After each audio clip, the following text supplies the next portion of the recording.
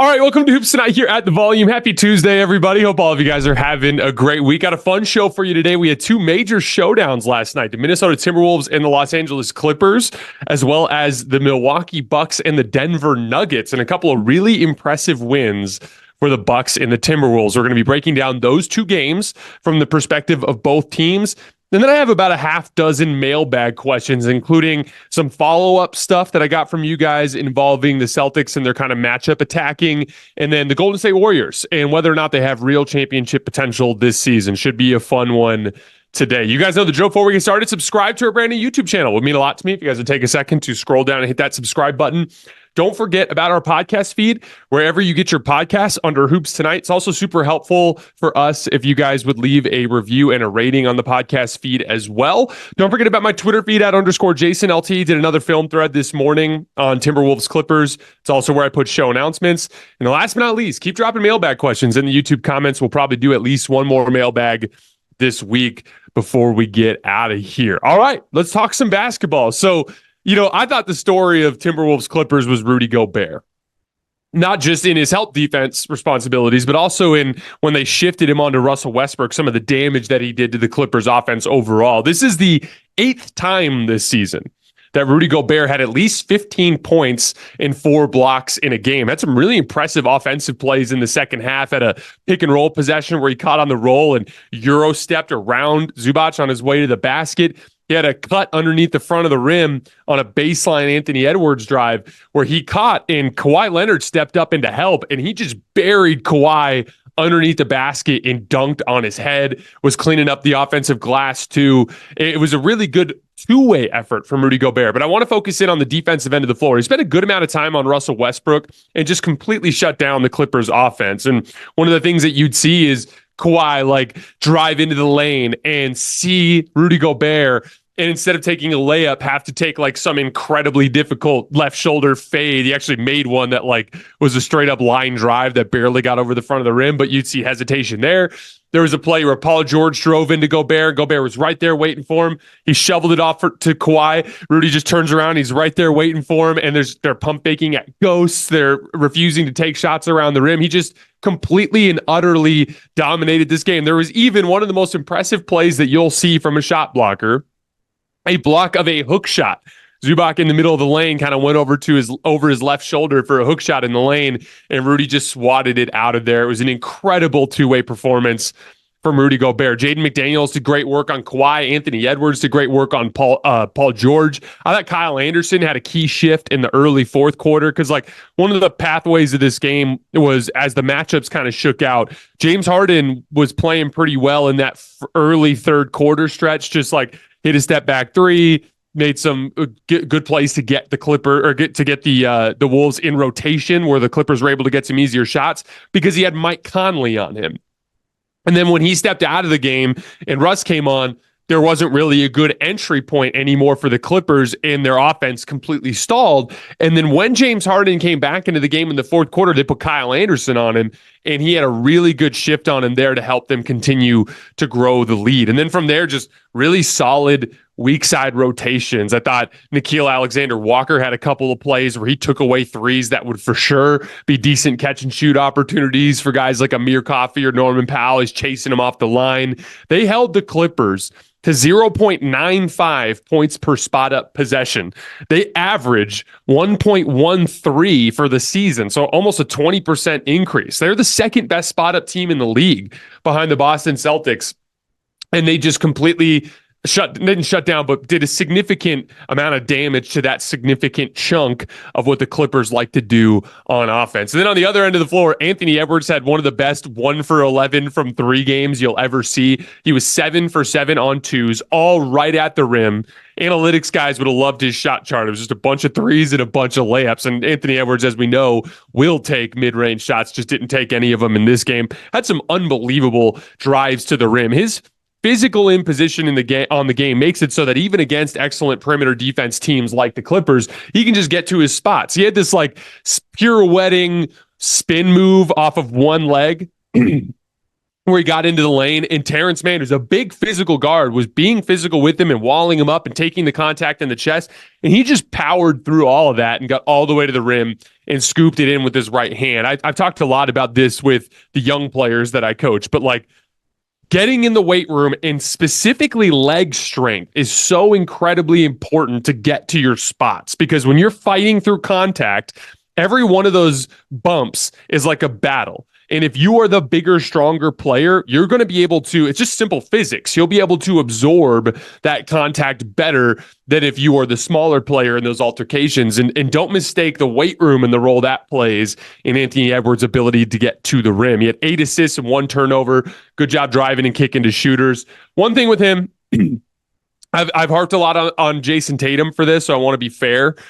He does have a tendency to settle for really difficult pull-up three-point shots, and he's not particularly good at them. And, you know, in general, I pulled this out for that Tatum discussion, but when you look at all the guys in the league that have attempted over 400 pull-up threes this year, or pull-up jump shots this year, all of them are guys that don't have great physical tools and are great at that shot. So they shoot incredible, 52, 53% effective field goal percentage. So they're getting over a point per shot on it. Jason Tatum and Anthony Edwards, they both take almost half their shots in the form of pull-up jump shots, and both of them are really inefficient. As a matter of fact, Ant is worse with it even than Jason Tatum is. And so both of them, you got to remember, they're kind of cutting the defense a break when they settle those kinds of shots because of how dominant they are elsewhere on the floor. Again, 7 for 7 when he went to the rim and 1 for 11 when he pulled from the perimeter. So I'm being nitpicky here, but would like to see a little better balance there from Anthony Edwards. Again, for both of those guys,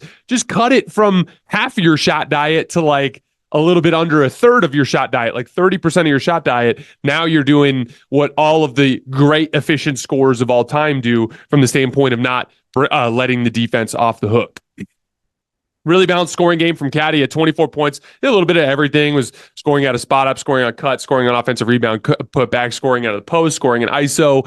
Had a really impressive hockey assist in the second half where he was driving along the left wing. I think he was driving on Terrence Mann, if I remember correctly. But James Harden turns to double team, and Kawhi Leonard made a perfect textbook windshield wiper rotation. Remember, windshield wiper rotations is like when the double comes, the other guy rotates with him to take away the first pass, because the majority of players, when they get double teamed, panic and try to just make the quick outlet pass rather than making the kill pass, the pass that beats the defense. And Cat just didn't panic, pivoted back over his left shoulder, read that Harden was kind of playing that passing lane and that Kawhi Leonard had jumped up to Mike Conley, whipped it across the court to Anthony Edwards on the right wing, extra pass. I think Paul George rotated up, extra pass to the corner to Jaden McDaniels, and he knocked down the three. Really, really high-level playmaking from Karl Towns. And then as a team, they just completely dominated the Clippers in the paint, outscored them 64-42. The Clippers, as I've talked about a lot this year, they rely on pull-up shooting.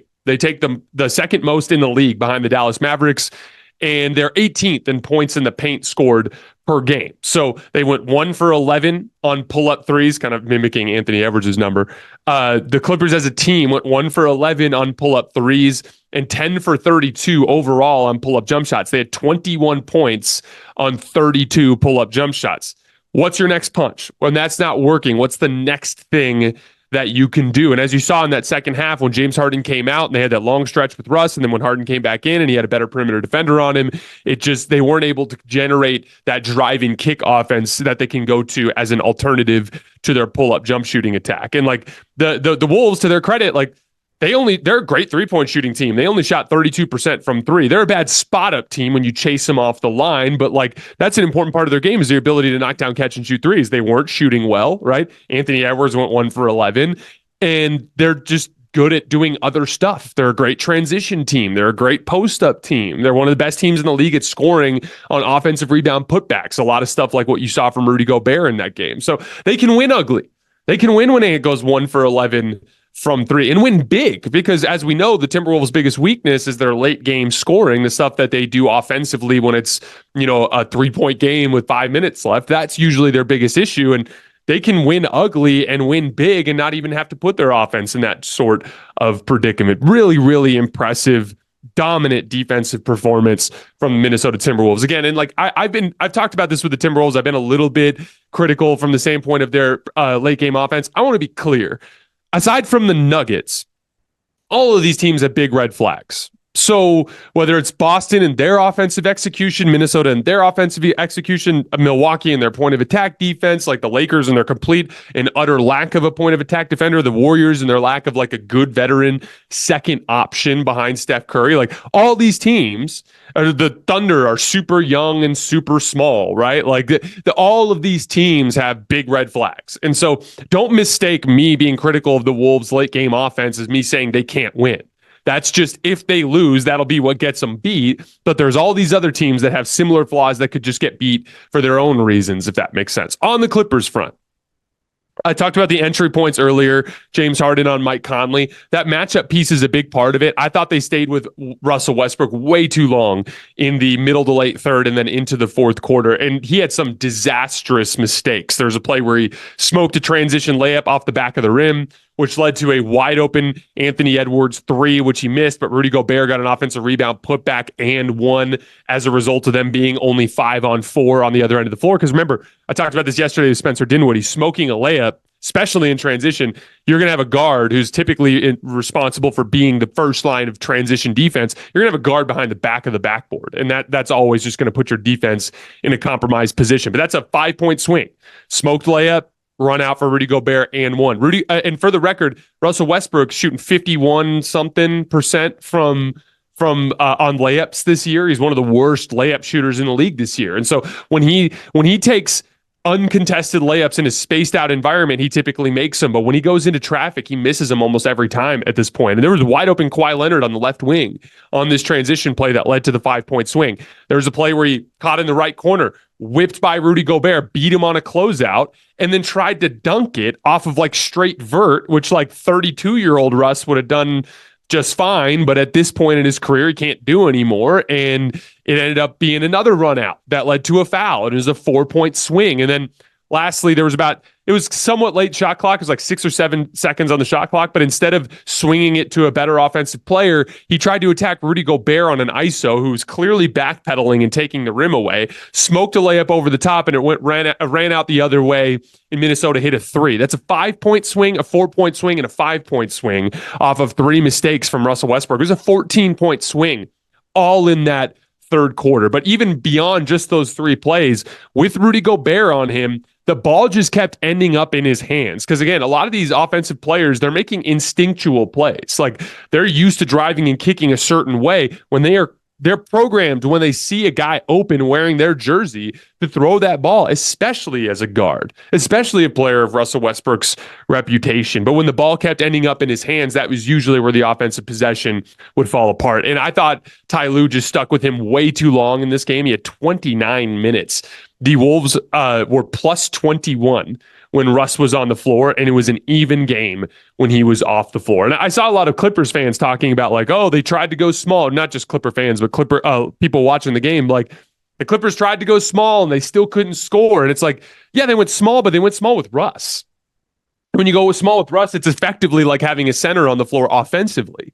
A center that's going to struggle to finish around the rim. So they're small, but they're limited on offense when they go with that group. And if you, as we've talked about so much on this show, when you go small, you better be damn good at being small, or the big team is just going to demolish you, because the big team has all of these advantages as well. You need to pick them apart on offense if you're going to be small, and that's not what they did. And then lastly, on the Clippers front, can they hold up against interior power teams? After last night, 0-2 versus the Wolves, 1-2 versus Denver, 1-2 versus the Lakers. That's 2-6 against the big front lines of the Western Conference. And this has been a consistent thing I've talked about. Like they're a bad defensive rebounding team. They rely on pull-up jump shooting. They don't score in the paint. Those are significant concerns against traditional playoff powerhouses. I still have the Clippers up at 4th in my contenders list. I'm not taking them off that list. But like I talked about earlier with Minnesota, if the Clippers lose, this is how it will look. It will look like them going cold from the perimeter in a physical kind of playoff-like environment and getting dominated inside of the paint. Get in on the action with DraftKings Sportsbook, an official sports betting partner of the NBA. New customers who deposit $5 or more can get a no-sweat bet up to $1,000 back in a bonus bet. I was looking at NBA futures this morning. The Golden State Warriors are plus 5,500 right now on DraftKings to win the title. So if you believe in them, that's a big number. And Denver, I have Denver as my championship favorite, and they're still the second best odds on DraftKings right now at plus 450. So lots of good NBA bets to look at over the course of the end of the season. Download the DraftKings Sportsbook app now and use code HOOPS. New customers can get a no-sweat bet up to $1,000 if your first bet loses. Only on DraftKings Sportsbook with code HOOPS. That's HOOPS. The crown is yours. You'll know real when you get it. It'll say eBay Authenticity Guarantee, and you'll feel it. Because when it comes to your feet, eBay has your back.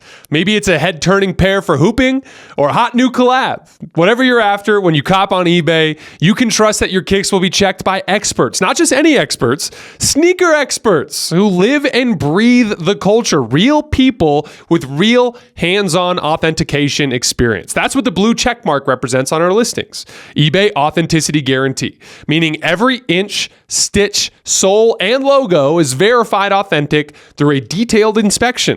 So when you finally step into those Grail kicks, you'll realize that the feeling is unlike any other. And with eBay's Authenticity Guarantee, that feeling of real is always within reach.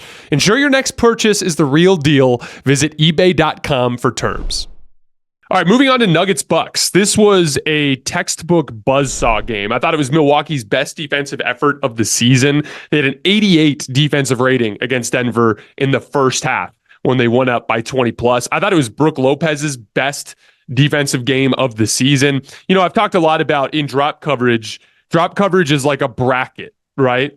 Like if you think of it as weak back pressure and weak rim protection, the bracket is weak, right? It's spread out. Like if the big is too passive and he's sitting back too far to the basket and he's not contesting those mid-range shots, and then the on-ball defender is not getting over the top of the screen and applying back pressure, if they're not doing their jobs to kind of pinch that opening, there's an opening there for a guard to feel really comfortable and to make plays. But one of the most important parts of that bracket is Brook being aggressive up in his cover. And I'm not talking about like coming out of his drop. I'm talking about when the opportunity comes to contest. There's a difference between like taking a soft step up and raising your hand versus like making the read, oh, he's shooting now, I'm going to close this gap and get up in his face. He disrupted several Nikola Jokic little pop shots in the lane with stuff like that, disrupted Jamal Murray floaters and mid-range shots with stuff like that. I thought it was his best defensive game of the season. He had 3 blocks.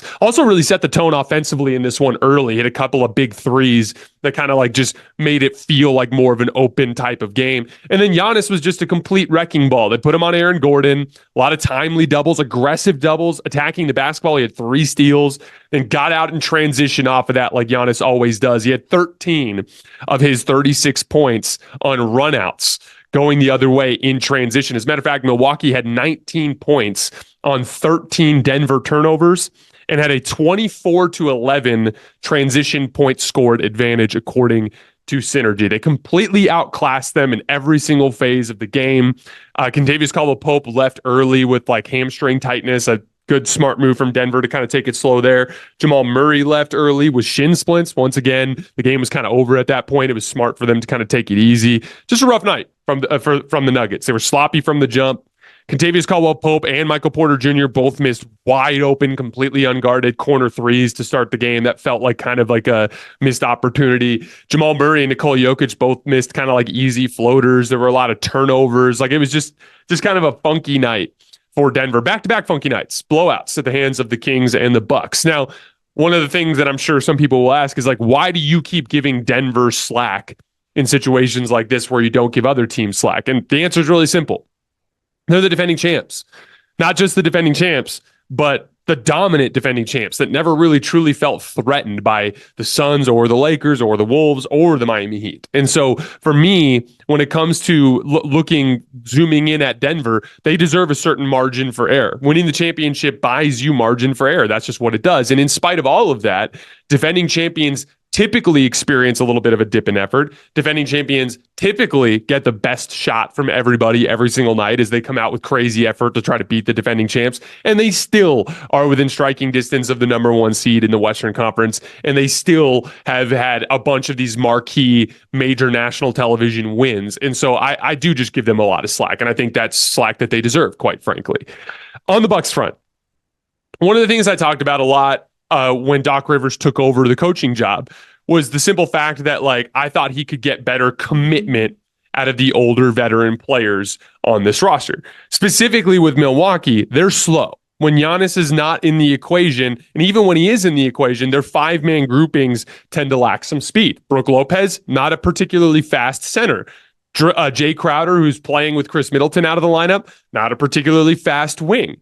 Malik Beasley and Damian Lillard are both very fast as guards, but they are both very small. And so even when they are moving around, they don't bring as much length to the table. They are not a fast team. That is not their strength. And so it is abundantly important for them to always be in the right spots. Execution is going to make or break the Milwaukee Bucks season. I've talked about this with you guys on the show before, but like, if you look at the scale between a good defense and a bad defense, a good chunk of it is personnel, but the rest of it is commitment to those details, constantly being engaged in the scheme, communicating, sprinting back in transition, having the habits down. I talk about habits all the time on the show for a very specific reason, because when shit hits the fan, it is your habits that you fall back on. We all have a tendency when stress rises to kind of go back to whatever our core, human characteristics are. That's like classic human nature. And so when you have baked in habits, when it's just almost a natural, like, automatic thing for you to make a defensive rotation, to sprint back into transition, to call out angles on ball screens,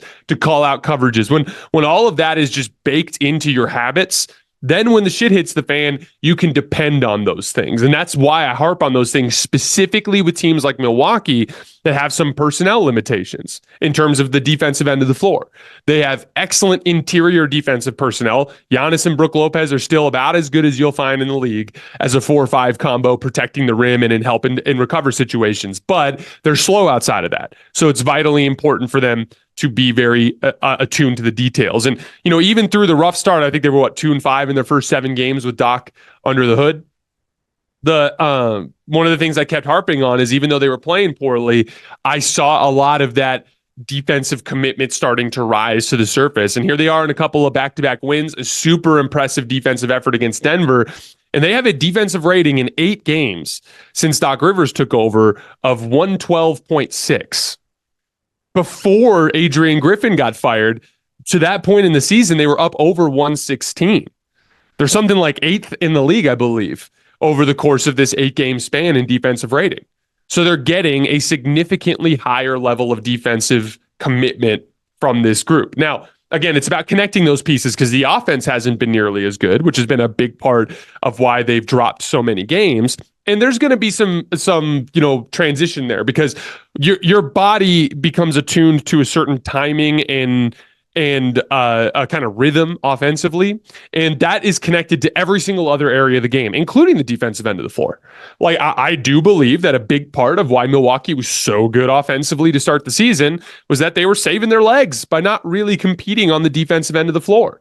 And so there's a phase here where, when you really raise your level of commitment to transition defense and half-court defense, where the fatigue element, the physicality element kind of throws off some of the rhythm and timing stuff on the offensive end of the floor. And it will take some time for them to connect on that end. But when they do, when they connect those pieces together, I think they have a chance to be a damn good team. They can get down into that 13, 14, 15 rank defensive rating and be a top 5 offense. That's a team that has a real chance to win the title. I think that's where the Doc Rivers hire was smart. It just has these guys actually playing hard and committed to the details.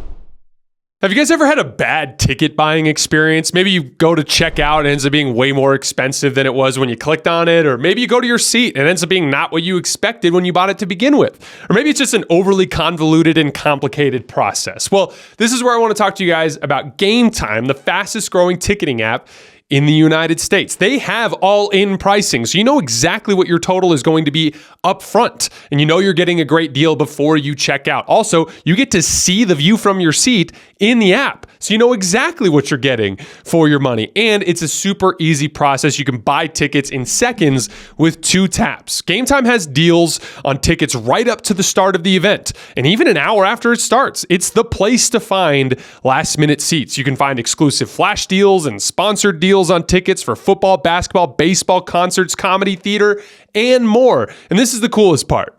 The Game Time guarantee means you'll always get the best price. If you find tickets in the same section and row for less, Game Time will credit you 110% of the difference. And as great as it is watching these games on TV, especially with the NBA heating up here on the home stretch, go out and see a game. Go to see one in person. The NBA is in a really great place right now with talent. You got to get into the arena to really get the full experience. Take the guesswork out of buying tickets with Game Time. Download the Game Time app, create an account, and use code HOOPS for $20 off your first purchase. Terms apply.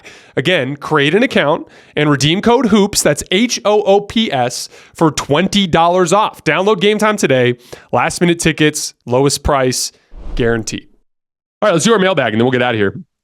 First question, and there's actually 3 questions that kind of hit this follow-up. I'm going to hit the first 2 first, and then we'll do the second one. So first, what can the Celtics do to improve from the middle of the floor? Or is it about the personnel they use in the middle? For example, using KP's length and vision over the top versus defense. And then the second mailbag question I got was, isn't it easier for a defense to double team if a player is running a cleared side action because the shooters on the other side are so close together that 3 players can guard 4 shooters? So for those of you guys who aren't aware of the context here, yesterday we did a deep dive on the Boston Celtics and their spacing principles. They had 30 plays where they ran isolations or post-ups against Miami switches. And in those 30 possessions, 16 of them they ran in the middle of the floor, and 14 of them they ran with a cleared side. And on the cleared side ones, it just was consistently a better result. They had like something like 1.4 points per possession, and that included Jaylen Brown drawing a foul and Duncan Robinson on a cleared side post-up and missing both free throws. So they should have been like 22 points on 14 post-ups and ISOs. And then on the middle of the floor ones, they were like 13 points on 16 post-ups and ISOs, which was, zero point 0.8 points per possession or something like that. And one of the things that I've been talking about is the idea that in the middle of the floor, it's harder to guard, but it's harder to read. And so only the highest level playmakers in the league, or guys that can see over the defense really well, operate really well in the middle of the floor. Whereas operating with a cleared side, it's easier to guard, but it's easier to make the reads. And so it's just a more achievable job for the offensive player by making it so that they only have to look. Just think of it really in a real basic sense. If I catch the ball in a triple threat in the middle of the floor or on a cleared side, I'm protecting the basketball with my back turned to the basket, right? Or I'm protecting the basketball by tucking it on my side and creating space with a jab step, right? Like I'm using, if I'm facing up, if that's the case, right? Both cases, I'm trying to protect the basketball while surveying the floor. But if I'm at the elbow, it's just a lot harder to read everything happening on all sides of me than it is if I'm on a cleared side and I'm cutting that field of vision in half. Now the baseline is cutting all of this out of my field of vision, and I'm just worrying about this. I can kind of turn myself and I can back down and I can do a bunch of different things offensively without having to worry about what's happening behind me. It is, again, just easier for the offensive player to manage. And so I didn't do a good enough job explaining this yesterday, and that's on me. But to put it simple, the way I agree that on the cleared side post-ups and ISOs, it is easier to guard on the weak side because you have more time to rotate out of it. To put it simply, if you imagine this as the entire width of the floor, if I am in the middle, every pass is like 10 to 15 feet away. Whereas if I am all the way on this cleared side and I need to hit a shooter over here, I might need to make a 25, 30-foot pass. And that pass, if it gets deflected or has to be looping in some way, shape, or form, it's easier to rotate out of it, right? That is where that principle is true. But it doesn't matter if Jaylen Brown and Jason Tatum do either one of two things, either in the middle of the floor, turn the basketball over, or constantly settle for pull-up jump shots because they see all these bodies and they're intimidated in terms of making those reads, and it's just easier to take a difficult step back jump shot. And so, in my opinion, and I saw this in the tape yesterday, they settled less on cleared sides. And so when you clear the side, you simplify their reads, you make it more likely for them to be physically aggressive. When teams double team, they have to cross the lane entirely, which makes it easier to sneak along the baseline, like that cut from Jaylen Brown that we saw towards the end of the game, right? To me, it's just the best opportunity to bring the best out of Jason Tatum and Jaylen Brown. Here's the next follow-up. Interesting breakdown of the Celtics matchup attacking. I agree, clearing the side creates simpler reads.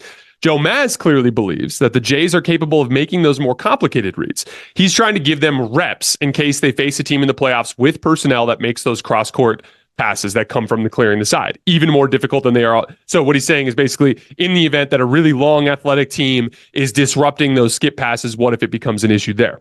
Surprised you didn't talk about this, but all the zone the Celtics played in the game is another clear indication that they are experimenting, essentially practicing for what might come in the playoffs. They ran zone versus Miami, or the zone they ran versus Miami is different than the one they've executed well versus Indiana, et cetera. C's gave up easy looks in that zone as well as a ton of second chance points. I think Miami had 16 offensive rebounds. That's the only reason Miami was even in this game. C's caught lacking in last year's playoffs without a curveball, and Joe is doing everything he can to prevent that this year. So first of all, on the cleared side versus middle of the floor stuff, in theory, yes, it is great to continue to get reps and kind of make opportunities there in the middle of the floor. But in my opinion, the dead giveaway that that's not necessarily the best way to go is if you look around the league, there's really only a few guys that really thrive in the middle of the floor. And it's always like Nikola Jokic, LeBron James. Like, it's the best passers in the league that operate well out of the middle of the floor. I think that's a pretty clear, and it's just difficult. It's really difficult to do against really good NBA defenses to read the floor that quickly in those types of situations. Now, I'm not saying you don't lean into it as a repetition in the regular season, but something to keep an eye on in the postseason. We tracked it, right? 14 of the 30 possessions on a cleared side. If we get to the postseason and they're not operating well out of the middle of the floor, we want to see that closer to like 25 out of the 30 possessions on a cleared side. That's what I kept talking about with the Celtics as it pertains to like being diligent about getting the ball to the right spots. Like, it's one thing in the regular season to experiment, but when you get to the postseason, you got to know what your best punch is and you got to go to it as much as possible. On the zone front, 1,000% agree. Find time during the regular season to practice it, especially in matchups where you feel like you've got a good chance to win and you're not going to hurt yourself in the standings. Hell, the Celtics are going to run away with the number 1 overall seed, like I talked about before the season anyway. That gap's going to continue to grow now with the easier schedule. But like, I agree. I think it's important to be able to have that punch, if anything, just as a rhythm disruptor. If you got a team going on a run in the third quarter and you can go zone for 4 possessions and just kind of throw a wrench in things for a little bit, that can win you a playoff game. And so I totally agree on that front. Next question. Hey, Jason, thanks a lot for answering my mailbag question. I'm going to try my luck with another one. In your opinion, how should contact to jump shooters be officiated? Can contact to the arm at the end of the release, which goes uncalled a lot, impact the follow-through as well as the result of the shot? Should shooters be called for an offensive foul if they contact the defender as a result of landing unnaturally in order to avoid injury when he is clearly about to land in their landing area? What should even be considered the landing area if we want to avoid injury to shooters who jump forward, but they shouldn't get an advantage over shooters that go up and down by forcing defenders to close out shorter in order to not foul? How should refs differentiate natural and precautionary motions from flops and unnatural foul grifting? Should defensive players be called for a foul if kicking the leg on a fadeaway shot contacts them when they close out under control and can't create any additional contact? So I'm pretty down the middle on this. Like, I think contact on the forearm on a follow-through should be called every single time. It's just, when you look at the finesse element of jump shooting, especially difficult jump shooting, like, you should not, the slightest tap on the forearm can cause the shot to miss by 3 feet. Like, it just is it matters too much. And for the most part, I feel like refs at least have their eye on that sort of thing. But the landing area thing, I 100% agree with you. Like, I do understand that there are certain players that do have a natural kind of like move forward on their jump shot. And it's one thing, and this is where I think discretion plays a role. It's one thing when you see a player jump up and land like 1 foot in front of where he took off and the dude comes up underneath him. Yeah, that should be a foul. But when it's a comical one, like some of these James Harden step backs when he was with the Rockets, he would literally jump, and then in midair be like at a 45-degree angle as he landed forward and then fell. And you're like, that's just bullshit. It's not basketball. It's not. Nobody would ever shoot like that unless they were trying to grift their way to the foul line, right? And so that to me is the delineation. Like the landing area, they need to tighten that up a little bit and give the refs the discretion to not call it if the player's doing janky stuff. Same goes for even like on that foul, that really bad one at the end of the game against the Knicks yesterday. Like one of the things that happens is like if Aaron Holiday's shooting that play in a shot in a pickup game, there's no contact there. When he sees the closeout coming, he's kind of like leaning into it a bit and like kind of like taking that contact. It shouldn't have been a foul. And then also if you look at it, it's a prayer. It's like he's throwing up a prayer and the ref is jumping on it as an opportunity to end the game at the foul line. And so in general, just the discretion has gone the wrong way too often this season. And I'd like to see them clear that up. Also, while I'm bitching about refs, there was a Kenyon Martin Jr. dunk in the Sixers game where he got called for a tech, and that was ridiculous. And the refs just simply have to be stopped. Next question. Genuine question for you, Jason. What's your opinion of LeBron launching the ball straight into Jamal Murray's face from point blank? I know you saw it. Now let's address it. And I'm excited to see how you would spin it. Because if that's the other way around, you would have condemned it like you always do. One rule for LeBron and Draymond and another for Dillon Brooks. This is the most ridiculous mailbag question I think I've ever gotten. If you actually think LeBron threw the ball into Jamal Murray's face on purpose, I don't know what to tell you, man. I literally don't even know how to respond to that. Next question. When talking about Oklahoma City, can you ever just give a small shout out to Jalen Williams? Like it comes back last night and balls out. Yes, Giddey and Dort are slumping, sneaking in a J-Dub shout out sometimes. Sheesh. So here's the thing. J-Dub's one of my favorite young players in the league. I was actually talking with Sam Vecini on the phone the other day. And everyone keeps like talking about, including myself, Jaylen Brown that can pass, Jaylen Brown that can pass. And Sam Vecini threw out the name Jimmy Butler as a comp for him. And I love that comp because he's just an insane competitor. And he has that like big kind of playmaking forward type of vibe who can also be a really, really good defensive player. Huge fan of J-Dub. Talked about him a lot this season. Those of you guys who have followed the show. That said, one of the things that happens is I'm trying to give you 8 to 10 minutes on a game, so that I can hit 3-4 games in a day, right?